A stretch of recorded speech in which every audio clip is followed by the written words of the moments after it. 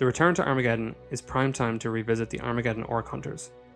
Jungle warfare fighters made from the remnants of disparate, decimated guard regiments, whose survivors are stationed in the equatorial jungles of Armageddon to wage xenocidal campaigns using their experience of Orky warfare.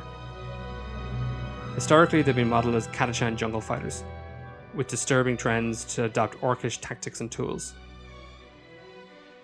I wanted to put my own spin on them using more modern kits, so kept the idea of ragtag soldiers adopting Orcish tactics, weapons, and imagery, but drifted away from the Predator and Nam inspiration of the Catachans to one of the more original inspirations of the Imperial Guard, and probably Cadian shock troopers more specifically, the Aliens Colonial Marines, whilst also paying attention to jungle fighters not necessarily of Vietnam, but rather more the Allied forces of World War II. The Cadian shock troop, Necromunda Hive Scum, Kasrkin, and Catachan Command Squad kits would make up the bulk of the models. The Hive Scum sprue is the best source of short sleeve arms in the whole Warhammer range. I had a few Ratling arms as well, which also have rolled up sleeves, but the slightly smaller scale can be a challenge to make them fit well. The Catachan Command Squad, to the best of my knowledge, came out in 2009, sculpted by the Perry twins, and the arms, torsos, faces are all pretty good in terms of detail, scale, and a clear improvement over the basic Catachan kit a decade its elder, and it will serve as the main source of our bear arms. Ork skulls, both with and without mandibles, are easily sourced from the Citadel Skulls kit. Mostly I get skulls from other sources, like the AK Resin basing bits, but this kit is unbeaten for Xeno-specific noggins. The new Armageddon book describes the Imperium's latest tactic against the insurgent orcs: burn the whole equatorial continent-sized jungle to the ground. So I decided to go flamer heavy and use plenty of gas masks and face coverings. Orc trophies would range from skulls, teeth, and banners to the troopers adopting iconography, tattoos, and painted armor of the clans they faced off against. One of the most satisfying parts of this project for me was trimming and grinding down shoulder pads from the Cadian Deathcore kit to add to the short sleeve bare arm soldiers to help lean into that Aliens Colonial Marines look.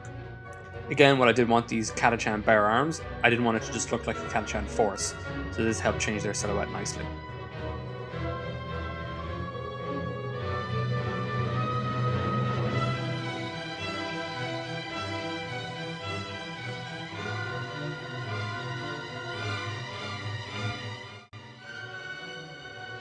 Sculpted Orky-style shoulder pads helped cover up how the weedy Ratling arms joined up to the torsos pretty poorly.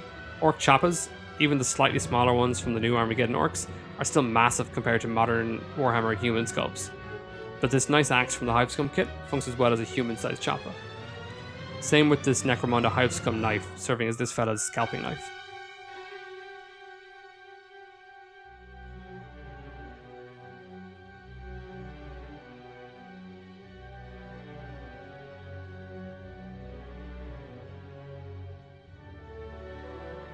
I sprayed white over black because I felt the flesh tones would be the most challenging, and this would give me a better base for them, while still keeping nice dark shadows in the crevices. From there I went with burnt umber brown, and then Russian green for everything but the flesh and guns. The tunic and trousers I worked up in thin layers of Russian green and camouflage green. The webbing and backpack and pouches were camouflage green mixed with increasing amounts of dark sand. The armor was medium olive green in thin layers before sort of chipping edge highlight combo of olive green. The main inspiration here was Pacific Theater US Marines for soldiers with rolled up sleeves, exposed arms, camo helmets, patchwork uniforms, and airborne infantry with reinforced knee pads and elbow pads. Not quite as tough as the Imperial flak armor, but a nice reference to have. Two-step flesh, white, then Guilliman flesh contrast. The helmets aren't a perfect frogskin camo recreation, but a close approximation trying not to overcomplicate a small surface area. Nice blobs of bright green, rich green, and light brown. I went very simple with the weapons. The guns are black with a chipped gunmetal edge highlight. Blades are dark brown again with a chipped gunmetal highlight. The flamethrower ignition heads were done bronze with a Gharagak sewer contrast over the front half and Ratling grime at the very most front edge to give a scorched appearance. The transfers come from the Armageddon set with a little bit of chipping, and then the whole model was covered in a light brown oil wash, which I unfortunately neglected to capture. But I was pretty happy with how it dirtied up the model and homogenized the transfers with the underlying paint. My first instinct on bases was forest and wood, obviously, but if I ever managed to put enough models together to run a guard army, I'd want them based consistently. So to try and match them with my Deathcore of Krieg model's urban rubble basing style, I thought about Cerbera Base, aka Helltown, home of the Ork Hunters. Even in the third Armageddon war, it had been overrun and destroyed and rebuilt, and still serves as their forward operating base in the current lore. I felt the outskirts of the current server base could look like an old ruined Imperial Gothic facility, overgrown with flora and plants bursting through the cracks in the concrete. The chunks of rubble here are Gothic ruin base toppers from a chap called SpireForged, who's got some nice great terrain related stuff on his eBay and Etsy, but I've torn it up into chunks to allow for cracks that the plants could grow through.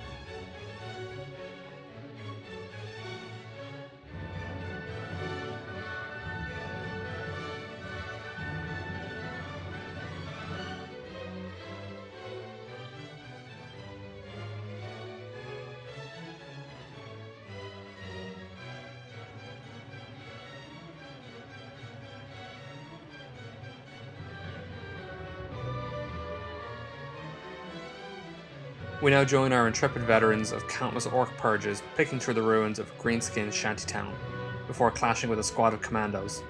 Truly their equals in mastering the cunning but brutal way of war.